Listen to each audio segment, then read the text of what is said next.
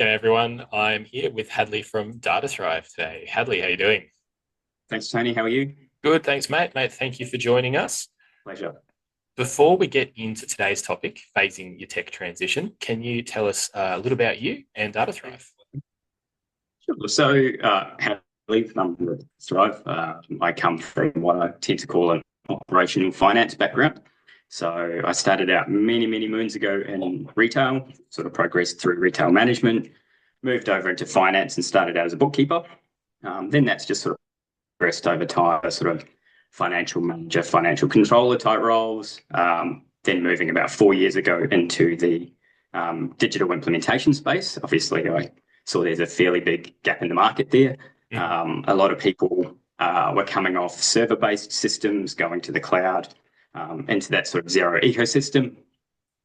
Jumped on board that bandwagon, decided in a trip to the UK, middle of last year, that I wanted to go and do this out by myself rather than doing it for someone else. So I founded DataThrive.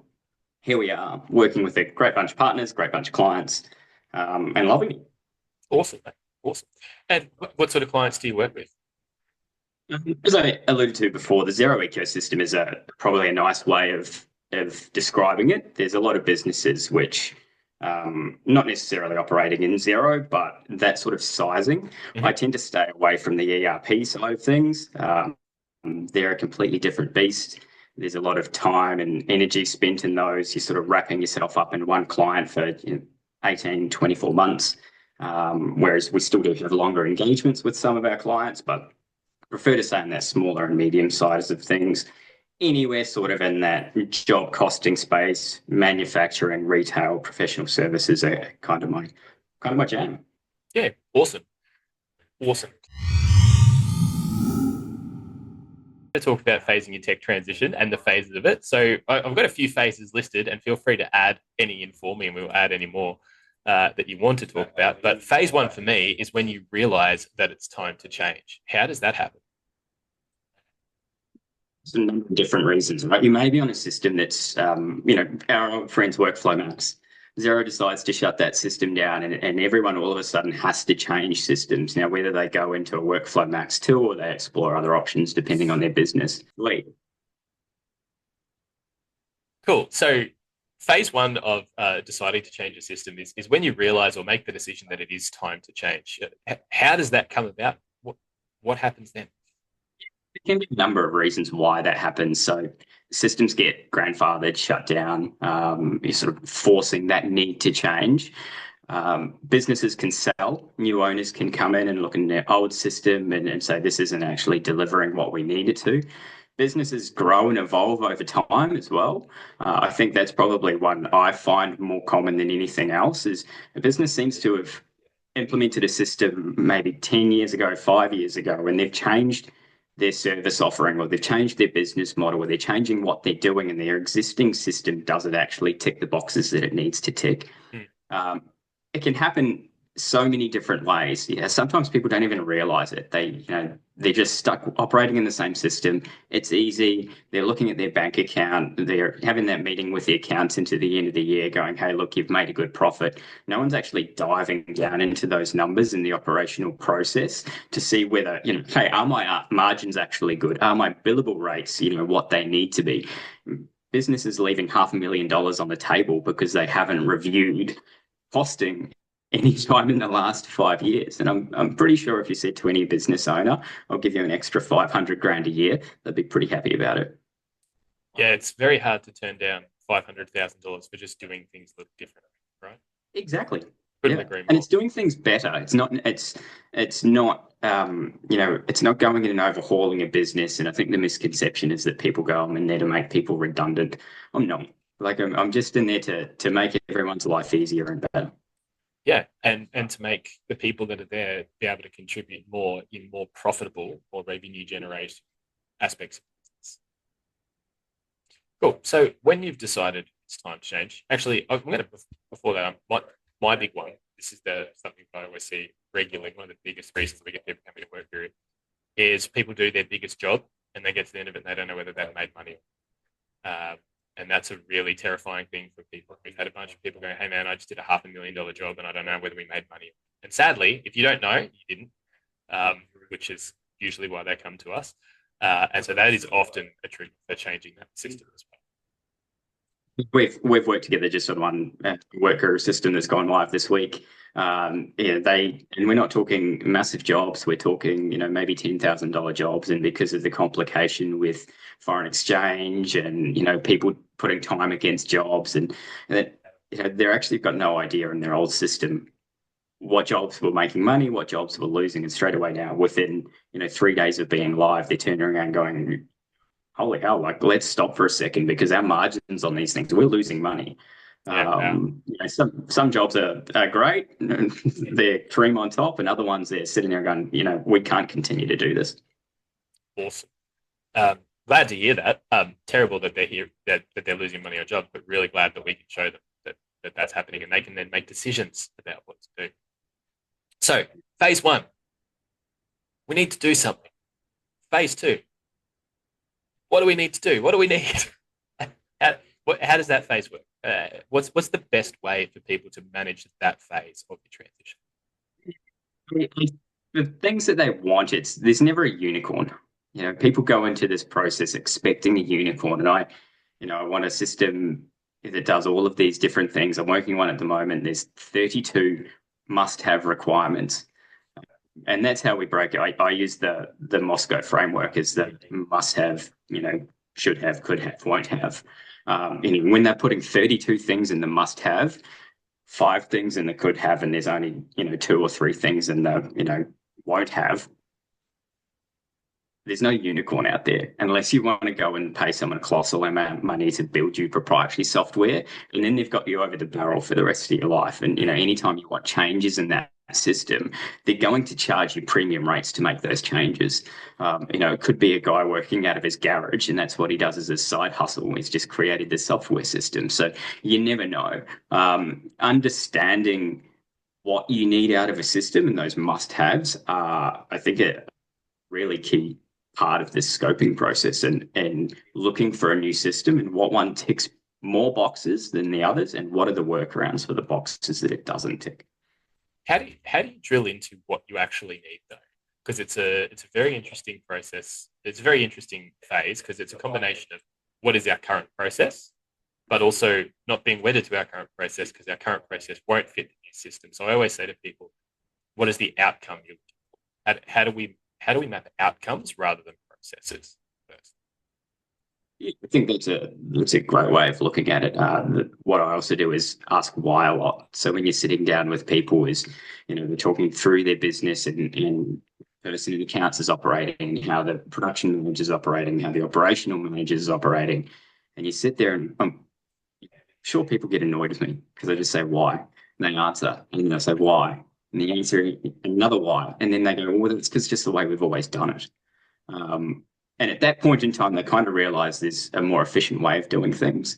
And so by drilling down and asking those questions, which,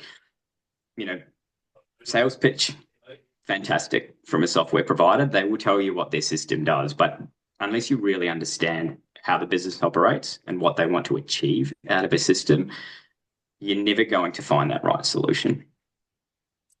100% agree. And something we try really hard to do is to say, hey, this is how we work. You need to check whether that fits in your process or not. But yeah, there's a lot of times that people come to us halfway through a tech transition saying, we really needed it to do this and it doesn't do it at all. So getting that bit wrong and mapping what you actually need and what the software can do together is absolutely critical because you've barely done anything yet, but you're almost on the wrong foot if you've done it the wrong way. It's the benefit of why, if they're changing a system, why are they changing that system? And you understand because their current system and processes aren't working. If they then turn around to you and say, we need a system that does this particular thing, then there's probably, I don't come across many really good reasons as to why they can't change an operational process for the better.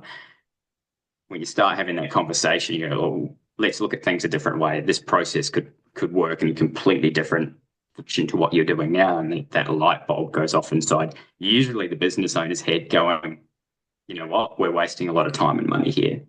We can streamline processes, make everyone's job a hell of a lot easier. 100%. 100% best way to go about it. So, phase 3, you know what you need. You Google it. There's 400 apps. How do you pick? I'm probably a little bit different to a lot of people is I go through a scoping process with the majority of my clients. Mm-hmm. So I won't, there'll be times when, yes, I've gone through their list of requirements and straight away a system 100% ticks the box. There is no reason why we should look at any other system, because I know, having worked with systems like WorkGuru previously, is that it does everything that they're going to need it to do. The functionality is there. There's other times when I go, you know what? There's other products in the market which we need to look at and we need to sort of evaluate to see, what's going to be a better solution for you. There's times when I will come back to a client with a solution that I'm not an implementation partner for. They may have their own implementation side of things, and they will do that themselves, and that's perfectly fine. I'm not there in it to make as much money out of it as I possibly can. I'm there to get the best result for the client. So by going through and engaging an external person who quite often cuts through the sales pitch, I know you're not like this, but I've sat in sales meetings previously where the salesperson at the other end of the phone will just be, yep, we can do that, we can do that, we can do that. There's no, I need to check this and come back to you. There's not really ever a hard no, we don't do this. That's the situation where the client is buying a solution based on how good the salesperson is. It's not buying a solution based on what's the best for their business. So going through that scoping exercise, and that takes up a fair amount of an external consultant's time, but they're getting the better solution for them rather than wasting internal people's time going through numerous sales pitches for potentially the wrong solution. Yeah. Yeah, and look, we see it all the time. It's actually one of the questions I ask all of our salespeople. How do you say no to a client? Anyone who says you don't say no to a client doesn't make it past round one interview, because the answer is loudly, early, and often. Because it's people's business. You can't BS them about whether or not you can do something that their business is going to rely on. And if you lie to them, frankly, you're a bad person. Cool. So let's say you've got through the sales process, you've picked a system, you've used an external consultant like you, Hadleigh. Once you've decided, this is kind of almost the we're about to do something phase. Now what? Now once you've done the decision making, what are the next phases? What are the bits that need to fall into place to make a tech transition successful? Stakeholders. Number one, key stakeholders in the business who are making decisions, who are the people that are going to sign off on data testing, identifying those people to begin with, having those people on board with the new solution, and formulating a really clear plan and time frame as to, almost working backwards. When's that go live date? Some businesses are requirement is it to be at an end of financial period. So the start of a financial year, the start of a quarter, because of GST purposes. A number of others doesn't make a difference. We could go live on Tuesday, the 4th of March. It would make no difference to them whatsoever. But once we've got that date, it's starting to work backwards and going, okay, well, when's our testing phase, user acceptance testing, when's our data migration, where's our training, and aligning all of those ducks so you're not jamming everything into such a tight time frame that you're causing unnecessary and undue stress and potentially people taking shortcuts just to get a system in. Yeah, so I completely agree. Getting the key stakeholders on board, your project champions or your project sponsors, and I think it's key to get something in 3 or 4 areas of the business. You need a director of the business as a key sponsor, very definitely. I also think you need a key operations person, a key sales person, and a key administration person, almost regardless of the size of your business. Even if it's a 5-person business and 3 of those are 1 person, it's got to work for all of those departments and divisions. Otherwise, it's going to be a real issue once you go out. There's very much the key stakeholder there. It's whether it's the owner, if it's non-board of directors, or if it is board of directors, the managing director. That person, irrespective of whether they're a 5-person business working out of a shed in Yatala or whether they're 150 interstate 150 employees that are working interstate. The head office is based in Brisbane. Having that person on board to help drive the change makes so much easier because one of the things I talk about at DataThrive is aligning people, systems, and accounting. If you have two of the three of those things, your implementation is going to go okay. If you have all three of those things aligning, then you're set up for success straight away. And if you have one or none, then you're in a world of hurt. And that's what we find with accountants. Accountants will look at it and go, we're so consumed with our compliance work that how are we actually making this business better? If you're getting better numbers that are more accurate straight away, if you're using a system where your assets reconcile, at 30 June and someone's not wasting 6 hours and charging the client 6 hours to reconcile that asset register, they can use that time to better the client's business rather than just turning around and going, yeah, look, here's your bill for everything that we've done for 30 June. Yeah. So we've decided we've got the key stakeholders on board. From your point of view, what's next? Once we've got that rollout plan, it is your basic system setup. The amount of time that people sort of allocate to that, I think, is always underestimated. The bones of that framework, if it's wrong, it's going to cause issues further down the line. Having those key stakeholders involved with it, getting sign off at every single stage of, it can be something as simple as your, general ledger, your labor costs, whatever it may be. Getting that set up complete, correct from the get-go makes the process down the line so much easier.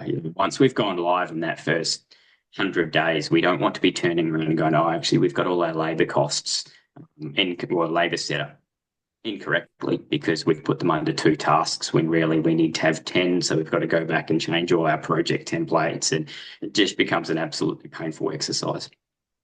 Yeah. So I'm going to agree to disagree slightly with you on that one. I personally, and I totally understand the approach. You want to get it as right as possible, but I also don't think it needs to be perfect on day one. I always think, and I always say to our clients, day one, go live, you're halfway there. Because we're not ERP and all of the stuff in the Xero ecosystem isn't ERP, the things that you need to change to go and improve process or go and change your setup, it's usually data and a little bit of process. So it's not like you have to call your ERP provider and say, can you rebuild this module for me? And you get a bill for $200,000. It is, generally speaking, just data config and a little bit of process change. So I actually encourage people to go live sooner and make changes when they're really working with it. So I'm not sure how you feel about that. Completely makes sense. I think in being involved with businesses, I stay involved for a minimum of 3 months after a go live. Majority of them are 6 months because A, they're probably getting data that they've never had before and they don't know what to do with it. But B, there's going to be changes to, as you say, system or changes to process as well over that time where they go, hey, look, we're bedding this down. Now that we've got this system in place, let's make those changes. Look, completely understand your viewpoint. I would rather sort of have that, more heavy at the front end where we're understanding that we're getting our system as close to, what it needs to be. That comes from people that are coming out of a system that already operates in a particular way. If someone's coming from a spreadsheet, throw your hands up in the air. Something is better than nothing, and they're going to be the ones which are sort of more okay. Now we need to tweak those tasks. Coming out of an existing system, they're probably doing things a certain way already. Why? Again, why are you doing those things those way? And it's having that conversation of how we're going to change it and how's everyone going to be aligned going forward. Yeah, and that's fair. I think it's very fair to take 2 different approaches to that. For somebody who's coming from a system that requires a specific process and data setup be followed, versus somebody who has a spreadsheet where they can put wherever, whenever, however. Very, very different. So yeah, I think that's a very fair approach. So there's no cookie cutter approach to any of this. Just like there's no cookie cutter system. Every client is different. You could have 2 people working in the professional services space who do things completely different ways. And that's perfectly okay. Yeah. And I think that comes down to sort of part of your setup and data migration phase is part of that process mapping. to the new system. So it's what is the outcome that we need? What is the process we used to do? Why did we do that process? What limitations was it around our old system that made us do that process? How do we do a different process, or possibly the same process, unlikely, in our new system to get the same or better outcome for the business? So that's a really important part of mapping for the transition as well. So you've mapped your process, you've done your data migration, you've got your team on board, you've picked a system, hopefully, because you've already done your data migration processing. Go live. How do you manage go live? I think prior to that, obviously, it's the training and UAT side of things, ensuring that everyone for day one is, confident in the system. We don't expect everyone to know it back to front, inside out, like WorkGuru. We're not expecting them to have that knowledge, but it's them understanding how they do the job and how they operate in a new system, what the changes in process are going to be, and having that data ticked off. So, we're not having issues with foreign currency, or, inventory levels are correct, that sort of thing. So it's going through all of that testing phase and to go live on day one.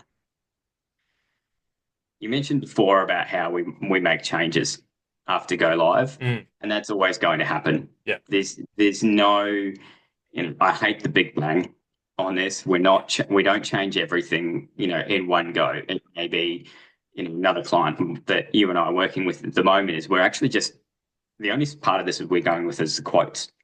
All they're doing is getting their quotes correct. Yeah. The quotes go out the door, and we can, once that part's done, let's then start looking at, putting those into projects and job costing side of things, just for materials. And then when that's done, let's look at the people aspect.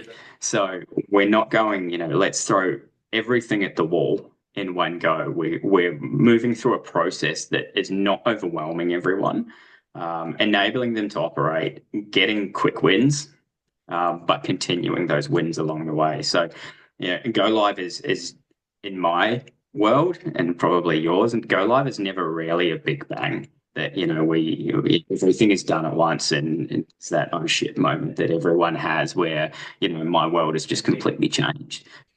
I'm keen for that, because that just creates a lot more stress than it needs to. Yeah, I tell people that big bang often creates a big bang, which is not fun as a way to do your systems go live. How do you? So one of the things you said, you start, the example project that we're working on at the moment, you're doing quotes, projects, and everything a little bit.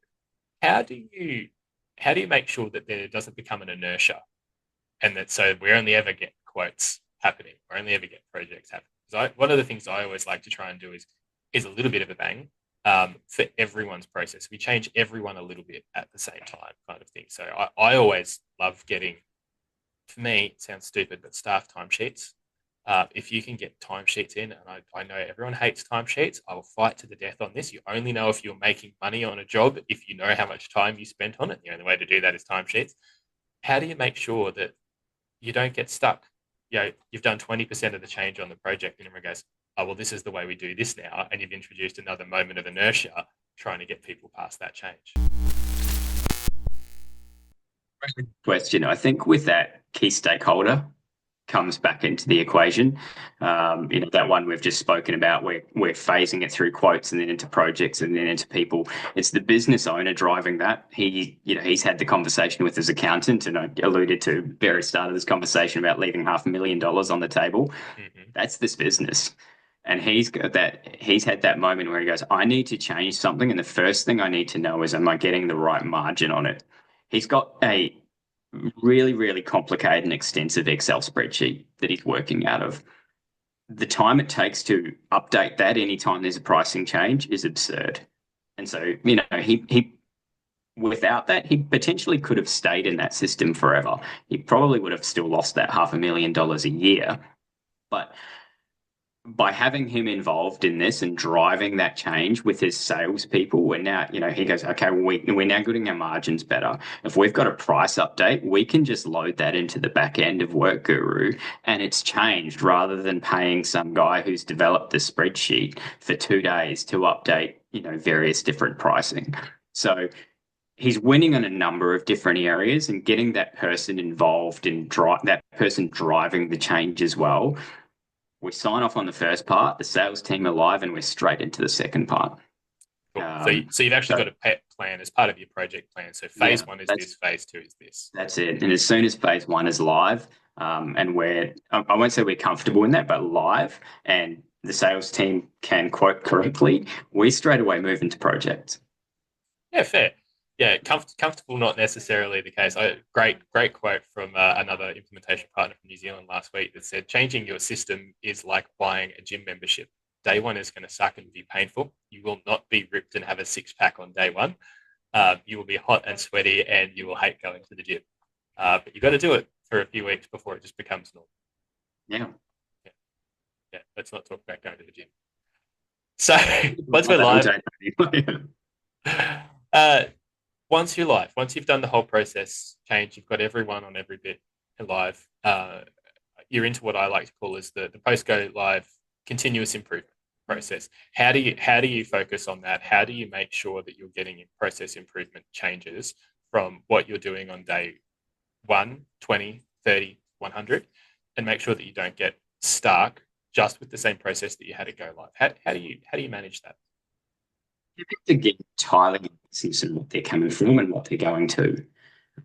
A lot of businesses are going to be, the process improvement is quite organic in how it moves along the line. There's other ones where you go, right, well, we now need to schedule a meeting at, a week in, review things 2 weeks in, 3 weeks in, 4 weeks in, and then, okay, we've got a month worth of data that we can start looking at.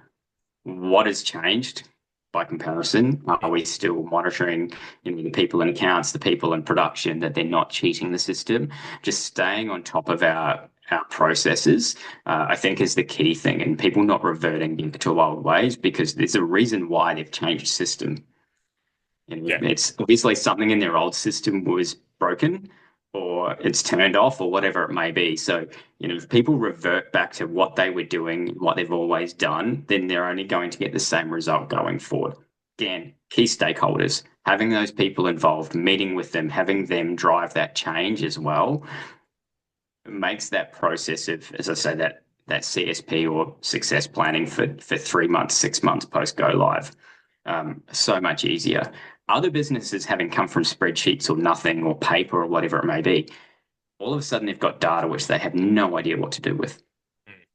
Yeah. And then that's a completely different conversation, because everyone's excited because I don't have to go back into the archive room and sort through a whole bunch of boxes to find invoices from XYZ supplier. They're all there. Like, how much time am I saving? Everyone's really excited and not going to fall back into old habits. We've got data. Let's do something with that data. Now we can look at our margins on our suppliers, and do we get a better margin from supplier A over supplier B? Therefore, can we move all our business across to supplier A within reason? So very different conversations based on where the clients come from. Mm-hmm. But it's always those little wins, the quick wins, and go, hey, look, last month you made 32% profit margin. Month before was only 28. We're moving on. Everyone's still excited about the system, rather than just going, look, you're in, go nuts, knock yourself out, give me a call if you need anything, which, I know that your implementation partners at WorkGuru, no one is in that space. Everyone is involved with the business post go live. Yeah, because that's where you get value. Again, it's the gym membership personal trainer thing, right? Like, yeah, sure, I can give you a set of exercises on day one, but if I could just do them forever, whatever, like, you'll get some progress out of it. But post go live, you've got the process improvement, and then probably the final phase, and you already alluded to this, is making decisions based on the new data that's available to you. How do you interrogate that data? What questions do you ask? What kind of changes can you make once you have that data available? And some business owners are really clued on that. Like, they already know that particular KPI is out, which is why it's driven the change to begin with. And so they're all over those new numbers like a hawk, and they see that pattern that those numbers are improving. So then they'll drill down into something else, and God save the person that they pick on next sometimes, because they're, all of a sudden it's a deer in the headlights, and the person's going, oh, I'm being interrogated, or what's going on here? But it's just that really savvy onto it business owner that just goes, we're doing this really well now. Mm. Let's move on. I trust this process. Let's move on to the next. Yeah. They're the fun ones to work with. Yeah, the incremental improvement, 1-2% over 10 different parts of the business is suddenly 10 to 20% improvement in the bottom line, which is huge. If you offered any business owner a 20% improvement in the bottom line, that'd bite your Yeah. arm off for it. Yeah, So, and your gym analogy before, there's a particular brand that their motto is 1% better today. yeah, It's in business. It doesn't have to be every day because we'd all be billionaires before we knew it. But 1% better every quarter, yeah, 1%, whatever it may be, those changes can be huge. 100% they can. Yeah. I've got, like you mentioned, the people that really pay attention to those details and they know what KPIs to interrogate. I've got one particular client, love him, amazing bloke. He runs his entire business by dashboards. He's got about 6 different businesses and he has about 9 different dashboards that he runs, and it's all graphs and traffic lights. And he doesn't look at the raw data. He literally just looks at the dashboard and says, why is this orange instead of green? And if there's red that appears on that dashboard, somebody's getting kicked. Yeah, figuratively, obviously. But it's amazing when you run your business like that, when you've got the data available and then you've translated the data into good, average, bad as a traffic light system, you can make instant decisions based on graphical representations of what you care about. To get the continual improvement piece, right? Like, you've got data now, as you say, that business owner he's moved into dashboards. I'm pretty sure, apart from his, numbers nerds, as I like to call us, most people don't want to go looking through pages and pages of numbers and words on a page. They want to look at something, like your WorkGuru dashboard, where here's all my, various metrics that are key for me. Business owners with multiple businesses, they can look at, external dashboards that are pulling data in from here, there, and everywhere, making everyone's life easier and not snap decisions, but, well thought of decisions based on what they can currently see, rather than, I've got to wait for a couple of weeks for my bookkeeper to reconcile all the accounts, and then I've got my balance sheet, my P&L. Yeah, real time data based, distilled down to graphics is just amazing for decision making. Yeah. Hadleigh, what else do people need to consider when they're figuring out what their project plan and how to phase a tech transition? Is there anything else that we haven't thought about? If we have there's anything else in the project plan, but it's the importance of the people behind it for me. They're going through a fairly significant change. Whilst, you and I do this on a daily basis, and we go in and, we can look at numbers and we can set up systems and we can train people on how that system operates and what their new world looks like. It's understanding that's their jobs changing. And a lot of people are quite sensitive to that because change, whilst yes, it can be a fantastic thing, it can be pretty scary. If someone is not technologically literate, and you're all of a sudden saying, look, you've got to start processing purchase orders a different way, that can take some time for people to wrap their heads around. And I think that the training element is also something that quite often people tend to rush through. Being able to do face-to-face training, or being able to give them an environment where you go, look, go in and have a play with stuff, and then once you've done it all, before we go live, I'm just going to delete it and re-import your inventory levels type thing. So they can be comfortable before we pull that trigger. I think that's something that is quite often underestimated. People don't consider everyone in the business, and that you've seen it a number of different times, is someone will resign after a period of time. Unfortunately, it's happened to me previously. Someone's resigned because they don't feel as though they can do their job anymore. And sort of that person was just left. I'll put my hand up and say that was my mistake. That person was kind of left behind on the journey. Everyone else was bought into it and they were left behind. So having everyone in that process is so vital. Yeah, I always say to people, there is a really big part of this that is rewiring your brain, and I genuinely mean rewiring your brain. It creates new neural pathways every time you do a process one way, and it's been really funny for our team because we've just moved CRMs. We moved from ActiveCampaign back to HubSpot, and a lot of the things about them are very similar, but a button has moved. It's called a different thing. It's a different color. It's on a different page. And intellectually, you say it's the same thing, just do it mostly the same way, but your muscle memory is there. And that's a far bigger disruption in your daily work than I think anyone who hasn't done it on a regular basis understands for people. And it's really important that the staff who are going through that, where they used to, yeah, and particularly the first week or so, it massively gets better after the first week or so, where they used to go click, click, click, click, click, and their job was done, or they used to at least know how to do their job, even if it wasn't click, click, click, click, click. And usually they're changing because it wasn't that, but they knew what button to click and where it was.